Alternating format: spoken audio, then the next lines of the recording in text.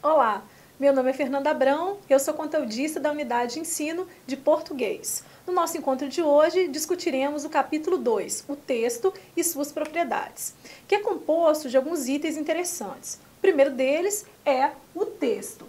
Posteriormente, estudaremos o que é unidade, contexto, referência e tematização, coerência e competência textual. A origem da palavra texto vem do latim e significa textos, tecido, entrelaçamento.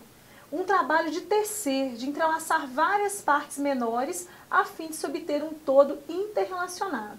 Seria, portanto, uma rede de relações que garante sua coesão e sua unidade. É interessante pensar nessas definições sobre texto, por quê? Porque nós precisamos selecionar, combinar palavras e expressões a fim de que consigamos chegar no nosso objetivo comunicativo, ok? Qual seria a nossa mensagem? Então a gente precisa saber exatamente que tipo de linguagem, que tipo de expressões e informações que queremos utilizar para que possamos construir esse emaranhado de informações e que ele seja fácil de ser entendido pelos nossos interlocutores, ok? Exatamente por quê? Porque nossa intenção comunicativa é o objetivo que o texto tem. O que nós queremos alcançar com esse tipo de discurso. E é importante pensar nesse conceito. Por quê? Porque se nós entendemos a intenção comunicativa de um autor, nós vamos entender qual é o objetivo. Um locutor, ele tem algumas intenções implícitas ou explícitas, tais como intenção de alertar o receptor, de convencer esse leitor, de narrar uma situação, de incentivar o leitor. Então é importante pensar que todo discurso ele tem uma intenção, seja ela implícita ou explícita. Em questões de avaliativas, por exemplo, sempre tem-se alguma pergunta de interpretação exatamente sobre esse foco aí, de discurso. Qual é a intenção, o objetivo, qual a intenção comunicativa do autor, locutor, desse texto. Ele pode ter intenção de convencer, de explicar, de relatar, de descrever uma situação, ok? Então é importante verificar qual é aí, nesse tipo de texto em específico, a intenção comunicativa, discursiva do locutor. Assim, é importante ler com cuidado todos esses discursos, a fim de que possamos entender de fato qual é o objetivo da ação comunicativa. Dessa forma, podemos pensar que todo texto é um texto que precisa ser planejado. Escrever não pode nunca ser entendido como inspiração divina. Ninguém é um artista nato, mas todos nós podemos sim, de fato, escrever discursos. Mas é necessário muito esforço, mais esforço do que inspiração, ok? É interessante pensar que o planejamento, portanto, ele é de extrema importância, porque precisamos entender onde queremos chegar, quais as melhores palavras ou expressões, linguagens precisamos utilizar. Então, planejar é o ato, a ação de organizar o trajeto que vamos percorrer até o nosso objetivo maior, que é levar a nossa mensagem até o nosso interlocutor. Sobre o conceito de planejamento textual, eu trouxe umas informações e a gente pode aqui analisar e discutir juntos. Vamos a elas? Planejamento do texto. Planejar significa traçar, fazer o plano de, projetar, fazer tensão de, programar e planificar. Nós temos a definição que afirma que o processo organizado pelo qual se busca alcançar uma situação desejada ou um objetivo pretendido, de maneira eficiente, efetiva e rentável, num período de tempo estabelecido. Então, todo discurso, o conceito de planejamento é muito amplo, pode ser utilizado em qualquer área de conhecimento, em qualquer área, né? Na administração, no direito, na enfermagem, na educação física, em várias áreas. Todo o planejamento é muito eficaz para o êxito da nossa tarefa, do nosso objetivo. E escrever não é diferente. Ok? O planejamento é essa condução, essa seleção. É importante parar e pensar onde queremos chegar. É muito complicado tentar começar a escrever um texto sem saber nem quem é o nosso interlocutor, nem quem é ou qual é o comando daquela questão, por exemplo. Nós precisamos, de fato, entender quais elementos, precisamos fazer realmente um diagnóstico, levantar vários dados para que possamos, posteriormente, sim, escrever. Então, escrever é planejar, é pesquisar, é ler, é estudar, é esforço constante e contínuo, ok? Existem alguns fatores que podem nos auxiliar nesse processo de construção discursiva, tá? Então, os textos, eles têm fatores de textualidade. Vamos a eles? Ao produzir um texto, nós devemos levar em consideração alguns fatores, que são fatores internos e fatores externos, chamados aí de fatores linguísticos e extralinguísticos. Tais aspectos afetam a produção e recepção de textos e são chamados de fatores de textualidade. Esses fatores de textualidade, eles podem ser classificados também. Então, a gente tem fatores externos que podem interferir na compreensão de um texto e até no seu planejamento, e fatores internos desse texto também. Okay? Então, esses elementos aí, eles precisam ser compreendidos para que possamos aí ter êxito na nossa construção discursiva e para que o nosso planejamento textual ele consiga alcançar o êxito aí da construção dessa mensagem. Fatores extralinguísticos. Intencionalidade. O que é a intencionalidade? Seria o objetivo de comunicação, aquilo que o locutor pretende alcançar com o texto. Já a aceitabilidade, ela se manifesta de duas maneiras. A maneira pela qual o emissor elabora o texto, a fim de dar-lhe credibilidade e veracidade, ou como o receptor compreende e confere sentido ao texto de acordo com seus valores socioeconômicos e culturais. Já a situacionalidade refere-se ao momento e ao lugar da comunicação. Todos os dados situacionais interferem na produção e na recepção do texto. O que seriam os dados aí situacionais? O local, o período que aconteceu, com quem aconteceu. Então, esses dados são informações importantes até para auxiliar o leitor a conferir também aceitabilidade, porque alguns textos eles têm algumas incoerências relacionadas com o momento histórico em que aconteceu, o tipo de linguagem que poderia ter sido utilizada.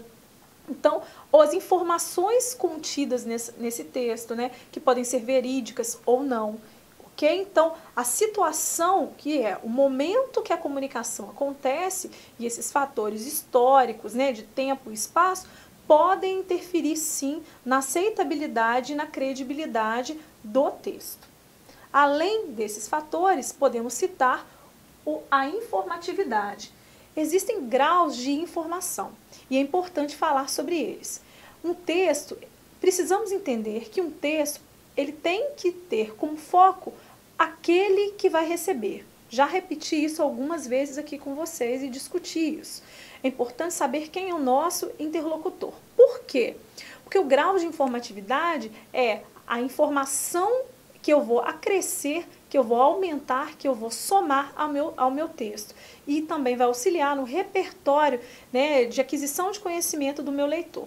Então, se eu produzo um texto com um alto grau de informatividade, dependendo do leitor, esse texto não será compreensível. Então, nós teremos aí um problema de aceitação do texto, exatamente porque as informações que estão contidas ali têm um número muito grande, é de um número muito grande elevado, acima às vezes do nível de compreensão desse meu receptor. E o contrário também é verdade. Quando nós temos um texto com baixo grau de informação, nossa tendência é nem continuarmos, né, a lê-lo, porque ele não nos interessa, ok? O ideal mesmo é que a gente tenha um grau mediano de informação, de informatividade. Por quê? Porque a partir desse grau mediano, portanto, precisamos compreender quem é nosso público-alvo, nós podemos acrescentar informações que não serão demasiadas e, portanto, vão atrapalhar o entendimento. E, por outro lado, não podem ser informações muito escassas, pois o texto não vai ser de interesse do leitor.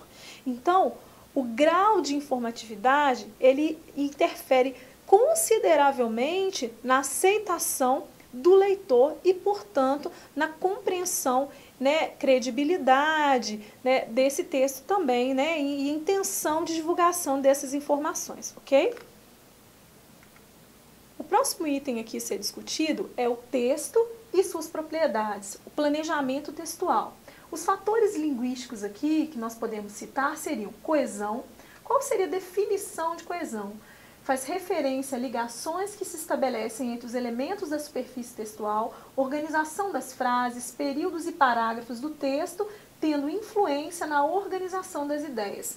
A coesão do texto, ela está relacionada basicamente com a sintaxe, com o encadeamento das informações, né? Então, eu trabalho aí numa esfera da síntese, isto é, da composição. Se eu estou construindo o texto com uma coerência, com uma regência correta, com uma concordância correta, tá? Então, com o uso aí de conectivos corretos que me auxiliam na argumentatividade, né, na minha intenção discursiva. Então, a coesão, ela trabalha numa esfera da síntese, né, da estrutura da língua, ok? Então, é muito importante relembrar alguns conceitos aí, como os conectivos, como o uso de uma boa pontuação, como a concordância, a regência das orações, que vão auxiliar no processo de coesão textual.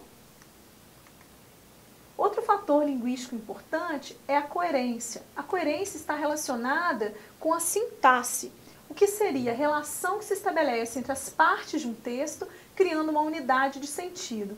Seria uma não contradição na existência de uma continuidade semântica. Então, a coerência, ela trabalha na esfera da semântica, do sentido, né, das informações com lógica, credibilidade e que não vão atrapalhar o leitor na compreensão do discurso, ok? Então, esse é um outro fator muito importante para o processo aí de textualidade. Podemos citar também o fator de intertextualidade, que ele vai se manifestar quando um texto se remete a outro anterior a ele, né, um banco de memórias, portanto, que nos faz lembrar de outros textos dentro dele. Há vários exemplos aí de intertextos. Todos nós produzimos intertextos. Eu, conversando com vocês hoje sobre texto e propriedades, já citei alguns autores aqui que me auxiliaram no processo de construção desse meu discurso. Isso é um processo de intertexto, quando nós buscamos um referencial, né, que possa nos auxiliar a construir nossos próprios discursos, ok? Mas a intertextualidade, ela pode ser produzida de várias maneiras diferentes. Tudo vai depender da intenção do interlocutor. Qual a intenção do meu discurso, portanto? E nós vamos tratar aqui, de uma forma muito mais específica, esse fenômeno da intertextualidade. Eu posso ter várias formas de intertexto, né? Várias maneiras de fazer essa referência, né? Então, nós vamos aqui ver hoje como esses fatores de intertextualidade podem auxiliar aí na nossa compreensão da intenção discursiva, do objetivo comunicativo de um determinado texto. Pensando na intertextualidade, eu cito para vocês o que é uma epígrafe. Dentre as várias formas aí de intertexto, a epígrafe ela constitui aí uma escrita introdutória a outra. Tem como principal objetivo sintetizar o que vai ser discutido de forma analítica. A epígrafe, ela geralmente vem no início dos capítulos de livros, né, ou de uma canção, né, ou de um poema. Ela vai sintetizar, né, uma ideia, a ideia que se quer introduzir sobre o assunto que vai ser discutido, né, posteriormente. Então ela serve como um resumo, uma síntese, um cartão de visita quase, para que a informação, né, seja já pré-discutida, ou que o autor, né, o leitor, possa fazer as primeiras inferências sobre o que vai ser discutido aí posteriormente. Ok? Além da epígrafe, nós podemos citar a citação. A citação ela pode ser produzida de duas maneiras diferentes.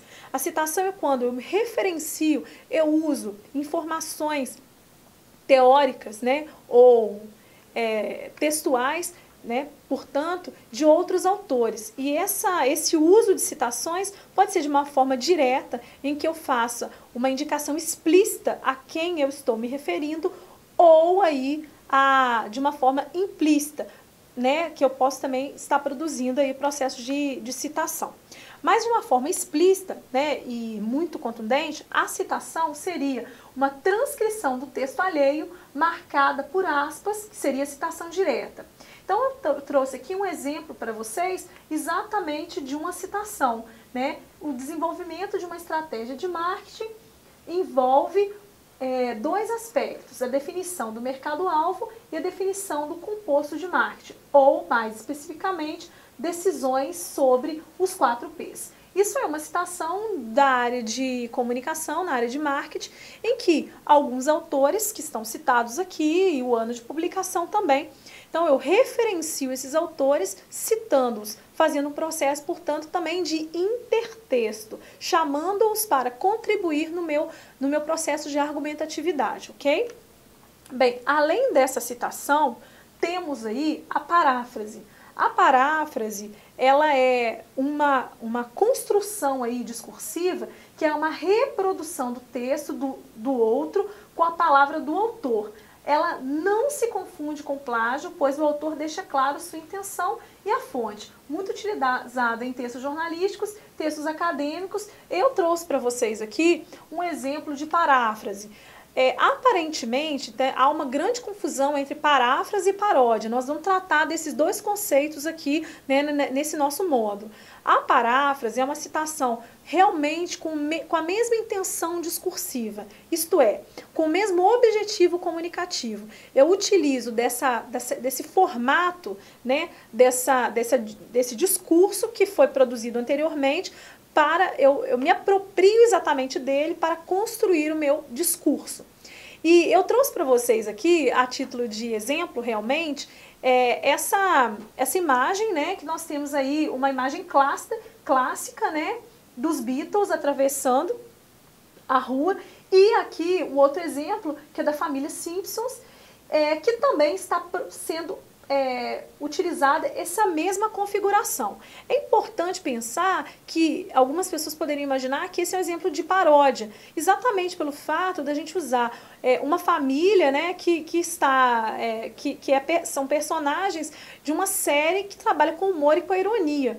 Porém, como a apropriação do discurso não inverte a ordem do primeiro exemplo, no caso dessa imagem dos Beatles atravessando, clássica dos Beatles atravessando a rua.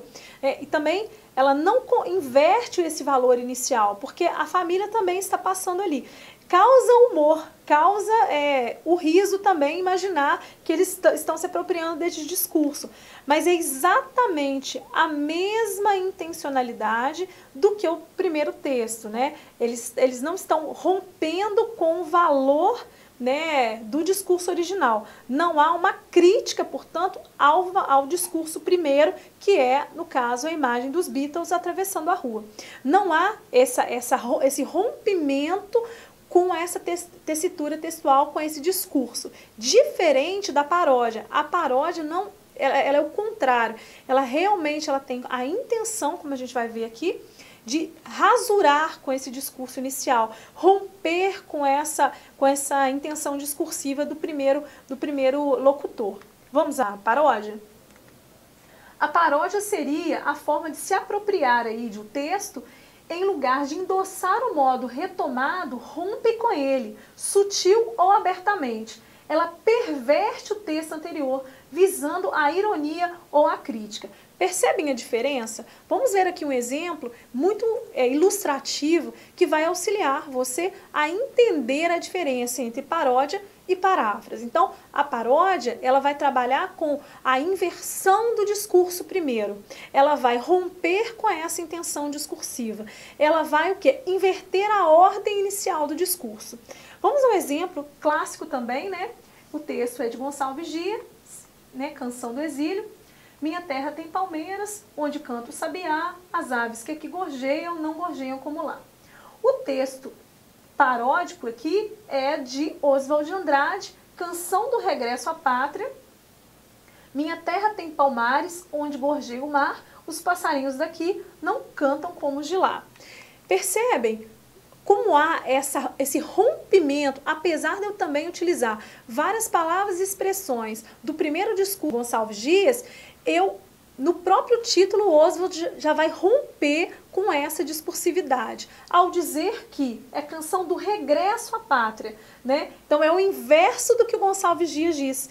Que o Gonçalves Dias aponta no Canção do Exílio essa saudade da terra natal, umas lembranças positivas que ele tem do Brasil. Já o Oswald de Andrade, ele está dizendo do regresso à pátria e como é que ele está vindo novamente à sua terra. Infelizmente, ele não aponta elementos positivos. O olhar que Oswald tem como modernista é o quê? Da crítica social. Ele cita Palmares, né?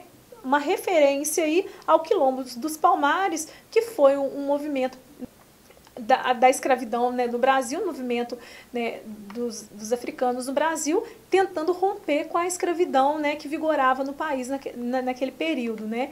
Então, você percebe que há uma ruptura real ao discurso primeiro, entendem? Então, a diferença entre a paródia e a paráfrase é exatamente essa. Quando houver a ruptura do discurso original, levando à ironia, mesmo ao riso, mas que há esse rompimento, temos a paródia. Já a paráfrase, ela perpetua a intenção discursiva do primeiro modelo, né, dessa referência que está sendo utilizada. Não há uma inversão do valor, apenas há o quê? Uma utilização do formato, dessa linguagem que também foi utilizada no primeiro discurso, a modernizando no caso do exemplo que eu trouxe para vocês, né, da família Simpsons atravessando aí, né, a famosa rua. Outro exemplo de intertexto, né, de intertextualidade, é a tradução, ok? Dizem que o tradutor é um traidor, né? Porque a tradução, ela nem sempre ela é feita exatamente como o texto original. É muito difícil, né, transcrever de uma língua para outra o mesmo discurso, a mesma intenção, com as mesmas palavras ou expressões. Por quê? Porque a língua ela é cultural também. Então existem expressões e palavras que não existem, não podem ser traduzidas ao pé da letra. Mas a intertextualidade, né, ela é essa capacidade de tradução, no caso do exemplo desse intertexto, em que eu posso traduzir de um idioma para outro aqui, ok? Então esse é o exemplo que eu trouxe para vocês, né, que representa aí, né, um exemplo da intertextualidade por tradução. Outro exemplo que nós podemos citar é sobre a alusão, que seria a referência a uma obra de arte, um fato histórico ou um autor, para servir de termo de comparação e que apela à capacidade de associação de ideias do leitor. Bem, a alusão é um processo intertextual muito difícil de ser identificado, porque ela vai exigir muito conhecimento teórico, né, ou conhecimento de mundo, cultural do leitor. Assim como os demais, né, exemplos de intertexto, mas a alusão ela não é explícita como os demais exemplos que a gente pode perceber aqui. Ok? Eu trouxe um exemplo para vocês sobre a intertextualidade por alusão que pode talvez esclarecer bem, né, essa definição e esse fenômeno. Certas coisas não combinam. Vodol, seu pé merece ser bem tratado. É interessante a gente observar nessa propaganda, né, que ela faz uma alusão a quem? Aos contos de fadas, correto? Ao que, né, que é da Cinderela, do sapatinho de cristal. Agora, imaginem um pé lindo, maravilhoso, num pezinho de cristal. É assim que a gente imagina um pé de uma princesa, né, daquela que recebe, né, um príncipe encantado. Porém, aquele pé do exemplo da propaganda do Vodol não é muito bem adequado àquele processo ali. Então, assim, é interessante, num processo alusivo a esse conto de fadas, né, citar aí essas personagens, né, dos contos de fadas, associando aí a produtos, né, que nós podemos utilizar e são vendidos aí na atualidade. Então, esse aí seria um exemplo de texto, de intertexto por alusão.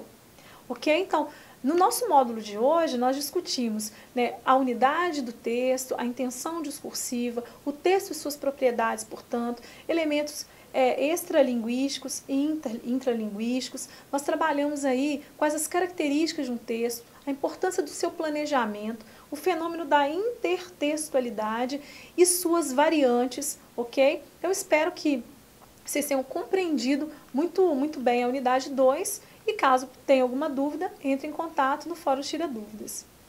Agradeço a vocês e bons estudos!